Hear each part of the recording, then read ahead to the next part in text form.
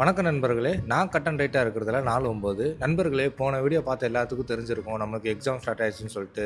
இந்த வாரம் ஃபுல்லாக நமக்கு எக்ஸாம் இருக்கும். எல்லா வீடியோவும் பார்க்க ஒரே மாதிரி தான் இருக்கும். நெக்ஸ்ட் வீடியோலேருந்து நம்ம கண்டென்ட் மாற்றிடுவோம். அதனால் உங்களுக்கு அடுத்த வாரத்துலேருந்து போர் அடிக்காமல் வீடியோ தான் ட்ரை பண்ணுறேன். ரைட்டு நண்பர்களே, இப்போ வீடியோக்குள்ள போகலாம். அதிகாலை 3 மணிக்கு எந்திரிச்சு கிளம்பிட்டேன். இங்கேருந்து 3 பஸ் மாறி போகணும் நம்ம காலேஜுக்கு. காலையில் அப்படியே சாப்பிட்டு காலேஜுக்கு வந்துட்டேன். நண்பர்களே, இன்னைக்கு நம்மளுக்கு மொத்தம் 2 எக்ஸாமு. நாளையிலேருந்து ஒரு எக்ஸாம் தான் நண்பர்களே. காலையில் மட்டும் தான் இருக்கும். அதுக்கப்புறம் மதியம் ஃப்ரீ. நேரமாகவே வீட்டுக்கு வந்துடலாம். இப்போதைக்குன்னு இருக்கிற எக்ஸாமை நான் முடிச்சுட்டு உங்களுக்கு நான் கண்டினியூ பண்ணுறேன். ரைட்டு நண்பர்களே, எக்ஸாமை பக்காவே எழுதியாச்சு. அடுத்த எக்ஸாமுக்கு இன்னும் 1.5 ஹவர் டைம் இருக்குது. அதுக்கப்புறம் தான் அடுத்த எக்ஸாம் நடக்கும். நண்பர்கள் டீ குடிக்க கூப்பிட்டாங்க. அவங்க கூட கிளம்பி போய் டீ குடிச்சிட்டு அப்படியே நான் கிளம்பிட்டேன். அடுத்த எக்ஸாம் நம்ம மட்டும் தான் எழுத போகிறோம். இப்போ எழுத போகிறது அரியர் எக்ஸாம் நண்பர்களே. அவங்களுக்கெல்லாம் எக்ஸாம் இல்லை, நமக்கு மட்டும் தான் இருக்குது. இந்த எக்ஸாம் எழுதிட்டு உங்களுக்கு நான் கண்டினியூ பண்ணுறேன்.